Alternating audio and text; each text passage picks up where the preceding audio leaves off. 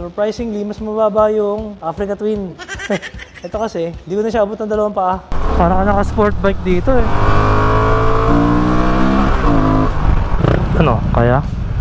Sige na, pasukan natin. Malakasan lang ng loob yan. Siyempre, hindi naman tayo expert sa off-roading, ano? Kailangan lang, no matter what happen, huwag kang pepreno. Kayang-kaya. The Honda transmission, one of the best in the industry. Try natin sa sport mode.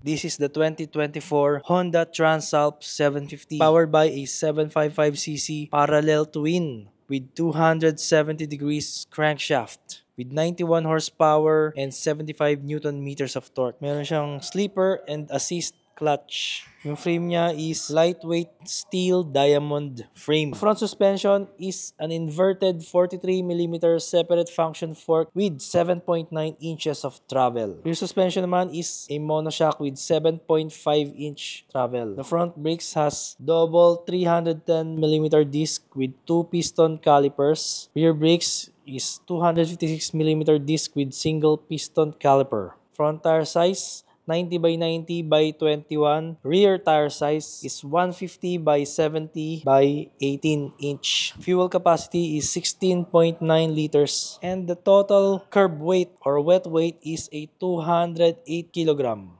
Meron pa siya ditong exhaust valve.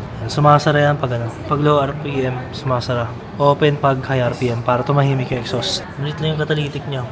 Ready na paglagay ng top box. Grab bar niya, tsaka maganda yung pagka-powder coat niya. Ano siya, may texture, parang industrial finish. Makapal yung powder coat na magaspang. Sun-blasted, kumbaga. LED tail light, LED headlight. Same to sa CB500X. So tayo naman natin itong Transalp. Kung gaano siya kataas. Sa rider na, below 5.5.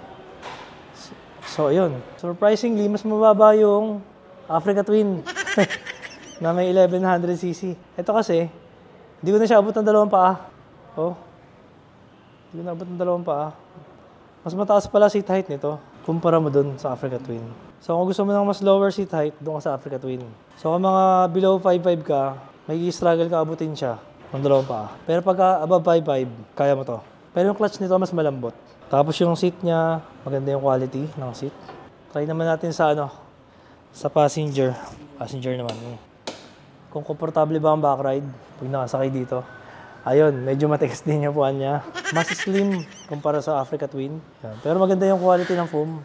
Tsaka yung seat cover niya. Maganda ng quality ng leather. Yung first ride natin sa Transalp. Ando siya sa dulo. Kung may mahirap pagkasiksikan yung mga motor, kailangan natin maglabas muna. Yung nakabahan ako sa Transalp kasi hindi ko pa na-testing to. Diniliver kasi ito ng bike hauler na kabahan. Hindi ko na natin siya ng bukal. Ito yung pinakamataas na big bike natin dito. Makikita niyo yung seat niya.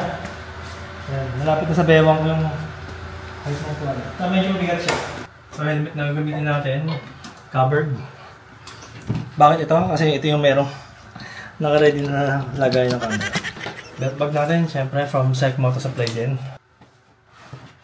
Gloves mo pala, nakalimutan. SPRS gloves.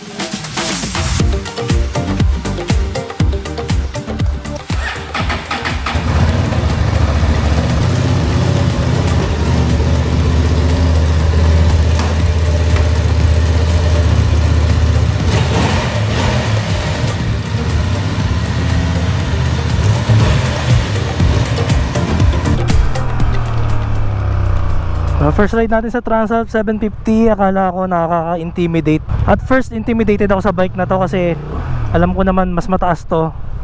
Mas mataas yung seat height nito at mas mabigat to compared sa 450 MT natin. Pero nagulat ako, pagsakay ko at home, agad ako sa kanya. Parang feeling mo sumakay ka lang sa mas malaki ng konting-konti lang naman. Parang siyang bigger brother ni 450 MT. The ergonomics, walang pinagkaiba. Siyempre, relax riding position, pero yung power, look at the power. Woo! Naka-standard mode pa tayo niyan ha. So try natin sa sport mode. Kumusta yung power niya? Meron din siyang gravel mode para pag mag-off-road ka. Ayan, sport mode tayo. Subukan natin yung power niya.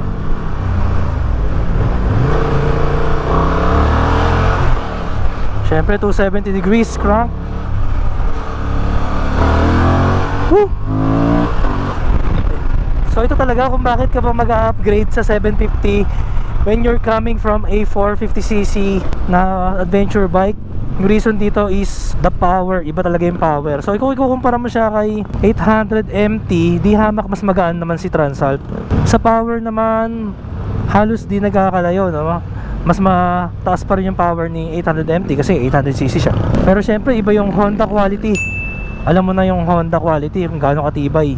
Tapos madali lang siyang mag-shift ng gear, sobrang snappy. The Honda transmission, one of the best in the industry. So sobrang snappy, ang daling hanapin yung neutral.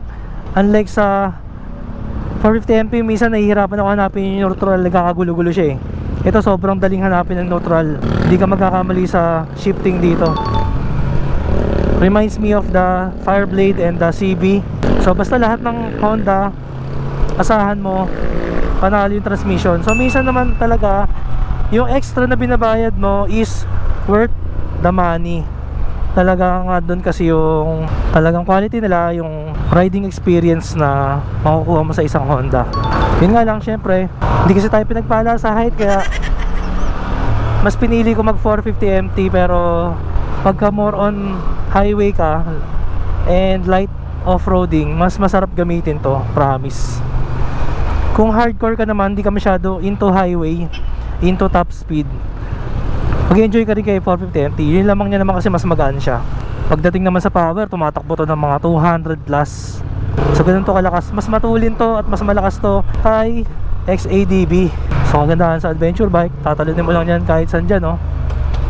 Tatalong ka lang sa mga lubak-lubak.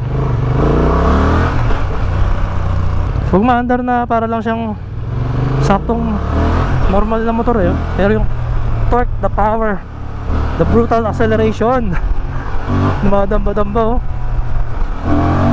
Woo. So disadvantage ngayon na malalaking adventure bike is yung malapad na handlebar. So tingnan natin kung kakasya tayo dito.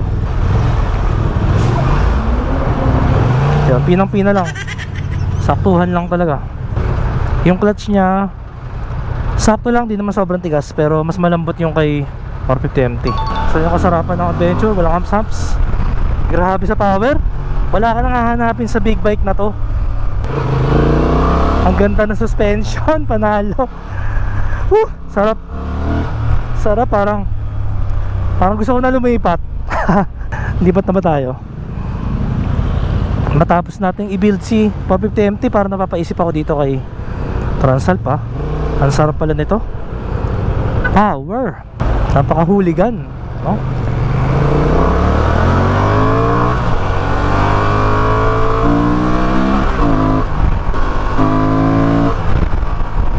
Sobrang hooligan mo, di ba?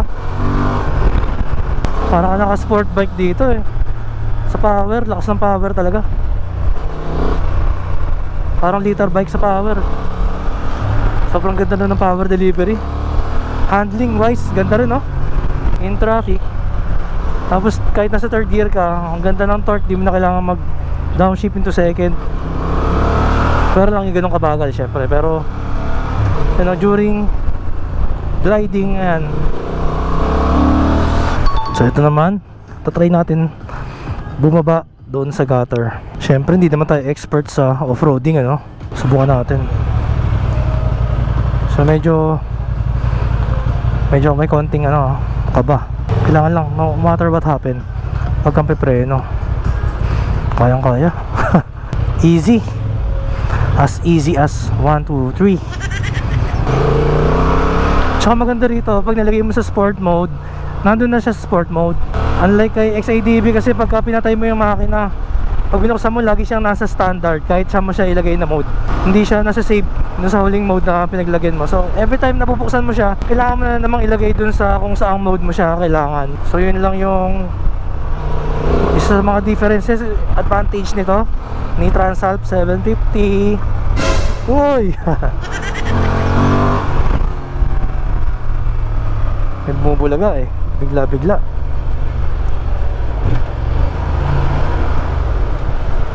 Daling hanapin ng neutral, one click neutral siya kaagad. Ay pala, Nice, salamat. Alright. Try natin filtering sa traffic.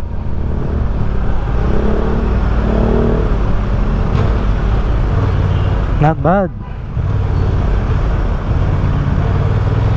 Ngayon naman on the way tayo kay RTP Decals. Ayun pala yun, no? RTP Decals, oh. Naging ano na pala yun, butik na pala yung harapan.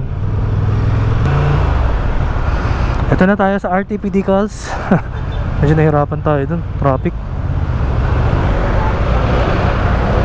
Alam ko sa looban yun eh, sa looban. Hindi ko lang alam kung saan dito eh. Yan, kung dito sa likod. So, nalipat na raw dito sa likod eh. Hindi ko sure eh. So hanapin lang natin si RTP Decals kung nasa na siya lumipat. Ayun, wala siya dito. Ayun, so hindi ko alam kung nasan, no? Ayun, no, handaling hanapin yung neutral eh. Kasi ang problema ko kung nasan si RTP. Gagawin natin, chat tayo sa kanya. At sa kasamaang palad, wala na pala sila dito. Ang tinda na lang pala dito ni RTP is mga apparels. So ito, kailangan natin bumuelta. Tulak na lang natin kasi mahirap magtulak ng paatras. Mahirap pag nakasakay. Kulang tayo sa ano eh, sa leg. Kulang haba na leg natin. Surprisingly, hindi siya ganun kabigat. Mabagaan pa rin to compared sa mga, let's say, GS 1250, Africa Twin. Siguro more on ano to, para siyang Tenere 700. Yan. So paglabas mo, kailangan tingin muna, stop and look, listen na muna. Ang problema natin pala is yung parking, no? Sana may parking pa sila doon. So pag galing ka sa traffic, medyo ramdam mo yung engine heat nya. Siyempre mas malaki na yung makina, tsaka nasa harap mo yung makina. Meron siyang heat na napoproduce, but not too much. Di naman sobrang init na parang nasa kayo sa ano, Kalan or Pugon. Napaka perfect sa city riding. Siya yung pinaka perfect balance eh. Kasi pagka single cylinder, maganda siya sa low RPM. Pero pag naman sa nag high RPM ka, gigil na siya, hirap na siya mag top speed. Pagka 2 cylinder naman kasi high RPM, meron pa rin siyang ibubuga. Okay, so on the way na tayo ngayon dun sa isa pang branch, yung sa bagong pwesto naman ni RTP Decals. Dito pala yun, along Susano. So dadaan ka ng Bayan, pasok ka ng Susano, Bayan stoplight, Susano, diretso. So ito yung bagong pwesto. Kailan pa kayo nakalipat dito, tol? Ano siya, nakarang buwan to? Kasi last month kami nag-opening, puro training pa lang. At least mas malaki na ngayon. Mas malaki. Tsaka aircon na yung ano, aircon na yung workshop para ano. Ganyan tsura sa labas. Tapos dito car wash area naman. So akala mo ano lang siya, car wash area lang siya, oh. Sa dulo kasi yung detailing nila. And we're back. Tapos na yung pinagawa natin dito sa ating 2024 Honda Transalp 750. Naka crash guard, naka ilaw, gold runway. Thank you Atol. Thank you. Thank you.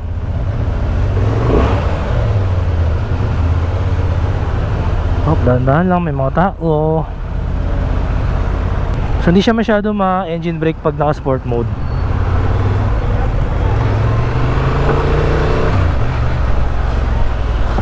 Sobrang crispy nung transmission niya. And so ganito kami sa Nova. Nova Liches Bayan, napaka-traffic. Kagandahan naman ng ganitong matraffic, magiging magaling ka sa singitan, sa mga slow maneuvering. Hindi ka ba naman magagaling matraining eh, di ba? Buong buhay mo dito ka na matatrain. Ito yung biyahe mo sa araw-araw, di ba? Ganda ng suspension.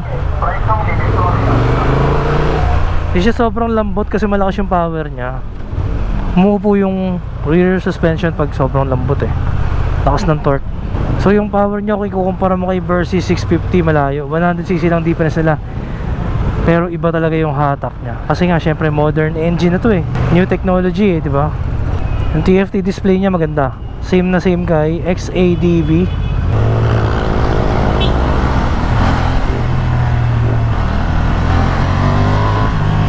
Brutal acceleration eh, no?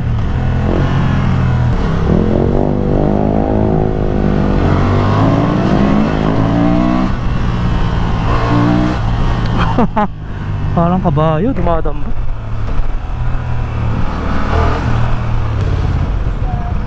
Ito na, masikip na po. Pasikip ng pasikip. Pahirap ng pahirap ang daan. Hindi ko na kaya to. Tayo. Masikip eh. Sige na. Ano, kaya? Sige na, pasokin natin.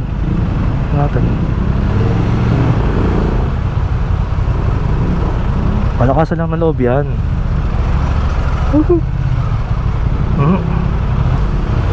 Diba? Iba yung ano eh, daig ng malakas ang loob, ang skill. Pero ayoko na ulitin yan. Dito tayo sa kabila.